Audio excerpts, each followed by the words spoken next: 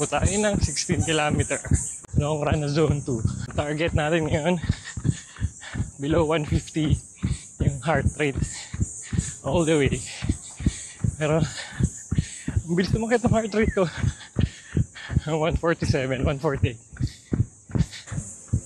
3 kilometers. 5K na. Nakakamdam akong gutom. Ang tagal pa ng Lawson, nagugutom na ako. Halfway na. Ito na yung Lawson. Gusto kong hopya, kaso mahal eh. Tubig. Hydrate. Game na ulit. 8.5 kilometer ahonan portion na. Sa Philinvest. At ito. Yung una ay Palms. Sunod, FEU.